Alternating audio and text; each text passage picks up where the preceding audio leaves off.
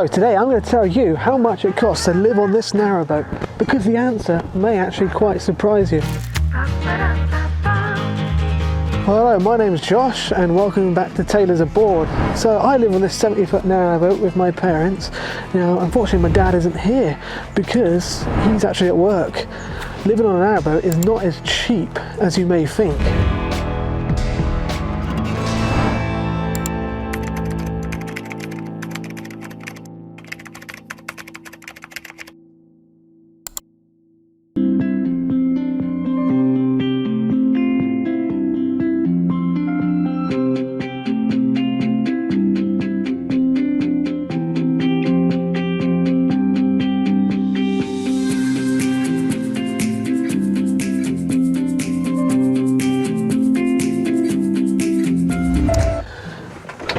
So before we even go into how much it costs to live on a narrowboat, first we need to talk about how much it costs to buy a narrowboat. Now we bought a narrowboat Olive for £67,000 back in 2020. Now should be close to £100,000 unfortunately. Back in 2022, boat prices skyrocketed and unfortunately they haven't really dropped much, but hopefully they'll start depreciating soon. But it's still much cheaper than living in a house. Okay, so when you're living in a house, you pay your mortgage, and when you're living in a flat, you pay your rent.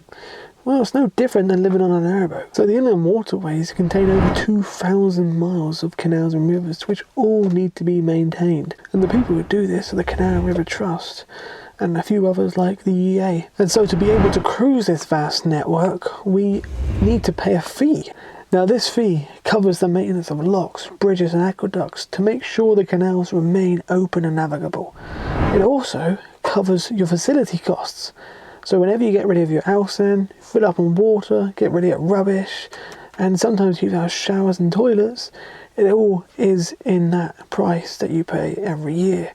Now for us to license our boat for a year in April 2022, when the price increases by 9%, would be £1,555. Now there is also such a thing as a gold license, which also covers you on EA waters as well as Canal River Trust waters. Now this will cost you about an extra 200 quid. So of course most of you are actually looking for 57-foot boats. Now the license fee for shorter boats is less, luckily, so you're going to be paying about £1,350 for your license fee and an extra £200 for your gold. Now another thing you have to pay for is insurance. Now, like a car, this covers any damage, any loss to your boat. So if you end up sinking it, crashing it, blowing it up, you're covered. Now this costs about £350 a year for us. Now there is such a thing as breakdown cover for boats. Much like cars, you have the AA, but with narrowboats you have the RCR. Now you can pay about £75 to £350 a year for the RCR, and this covers any kind of breakdown that happens to your boat, and it's a good thing to have, you know, if you break down in the middle of nowhere and you need to get up and running again, you don't know anything about your boat. It's a brilliant thing to have. So in order to cruise the 2,000 miles of canals and rivers, you're going to need diesel. Well, unless you're lucky enough to have an electric boat. But much like a car again, when you have fuel stations along the road, along the canals you have wharfs, marinas, and sometimes even fuel boats that will fill you up on red diesel, because narrowboats are allowed to use red diesel. Now red diesel is a lot cheaper than road diesel, sometimes about 30-40p cheaper. And narrowboats are allowed to use this, and the reason it's called red diesel is because it has a dye in it. So if you use it in a car, the police can see. Now fortunately for us, Dad works near a place called Maintenace on the Shropshire Union Canal, which is renowned for its cheap diesel. Now Dad gets about 40 litres a week of diesel there, and it averages about £50 a week, £200 a month, £2,400 a year. But this doesn't just cover cruising. Now it also covers us on days like this, because in the summer months we hardly have to run the engine at all. But in the winter, the solar panels really do struggle, and we have to run the engine to charge our batteries. We also have to heat up the boat. Now most narrowboats will come with a diesel heater, and what this does is essentially just warms up the radiators throughout the boat, and all we do to turn that on is pull this cord. Hear that noise? That's it firing up. But much like the engine, the Iiecence can actually heat up our water. So in here we have a little water tank which is heated up by the evaspasher or the engine. Very efficient. Now we also have this. Now this is a diesel-fired Heritage stove. It cost $6.5 grand when it was new. So thank you very much, previous owners. Now of course this means we don't have any gas because we don't really need it. This is diesel-fired. Everything else runs off diesel, so we don't have gas. But most narrowboats do. Now, on average, most narrowboats use about 7 to 8 bottles of gas each a year. And a 13 kilogram bottle costs around 45 quid, so that works out about £365 a year. So now, we've already mentioned that we have radiators for heating, but we also do have two other sources for heating. One being this oven that gets so hot in the summer that we can't even use it, it's just too hot. And two, this. Now this is a Morso's grill. Now on here we use coal and logs. And we usually buy about a bag of coal every 2 weeks, about £18. Now we have this on between October and March usually, and it's about £200 a year for the coal. Now for the wood though, we get that for free. We collect all this wood ourselves, chop it all out with a chainsaw, and then split it with the axe, saving us hundreds of pounds a year. Now for toilets, there's 3 types. One, Iiecence, which contains a limited capacity container that you have to empty at an Iiecence point about once a week, but you can get rid of that for free. Then there's compost, which I will say no more about. And then there's this, a pump out toilet, which goes into a big inbuilt tank in the boat, which has a capacity of around 500 litres. Now for us, this lasts about 3 weeks, but for a couple, you get a month out of it easily. Now, the downside of this is you have to pay to get rid of it at a wharf, marina, or sometimes even facility points, and this costs us around £340 a year. So much like a car, a narrowboat needs to be well maintained too. This means giving it regular oil changes every 200 hours on the engine. This includes changing the oil filters, fuel filters, and occasionally air filters.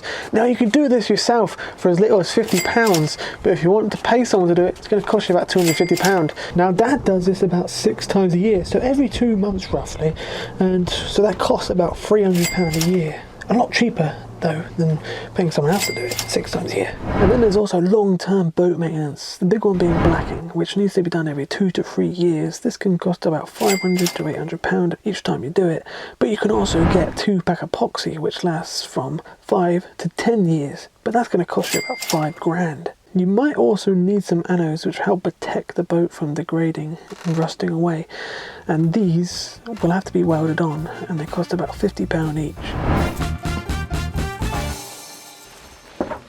Well, we all have to eat, whether we live in a narrowboat or a house. Right, so on average we spend about £100 a week on food shopping, which works out about £5,200 a year. Now for internet we have this. This is a 4G Huawei box, so this transmits Wi-Fi around the boat using 4G antennas. So we've got an antenna on the boat, it connects to a 4G antenna, a free unlimited SIM card in there, so we can use as much internet as we want.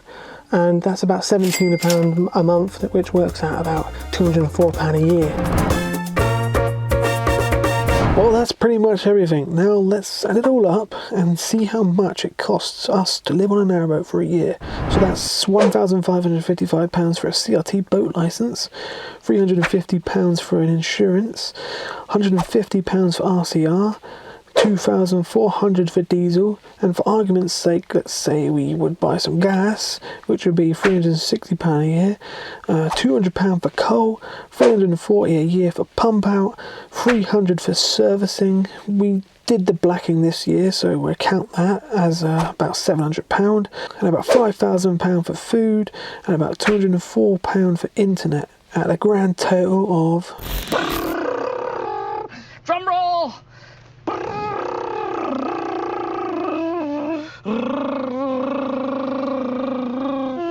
£11,559. Now for us there are a lot of extra things that we do have to pay for, such as our van and insurance for that and many other things. Okay, so there you go, that is it. 11 grand, that is how much it costs us on average to live on this narrowboat each year, which I have to say is going to be a lot less than living in a house, isn't it, or renting a place. So it's just generally cheaper. Even though there is quite a lot of expense, it's not going to be super cheap. You can live cheaper than us if you're soloing, or if you're in a couple, it is going to be a little bit less. But for us, 3 people, family, that's how much it costs. I'm not putting in anything that you know, accidental things that happen or emergency things you have to pay for, like when Dad dropped a nut in the engine, we had to completely rebuild the engine. That cost thousands of pounds. But anything to do with cars, nothing like that's not been added in. But anyway, I hope you did enjoy this video. I urge you to please go and subscribe to the channel and maybe check out these 2 videos above my head. These are just related videos, and I hope you enjoy them. This one, we crossed the Wash, which is like a body of water out at sea. So we took this narrowboat out to sea, and it's our most entertaining video yet. Go watch it. Please like and subscribe, because there's lots more videos to come, and I really hope you enjoyed today's video. I'm getting really cold now, I'm starting to shiver. Oh God, I'm gonna get inside by that fire.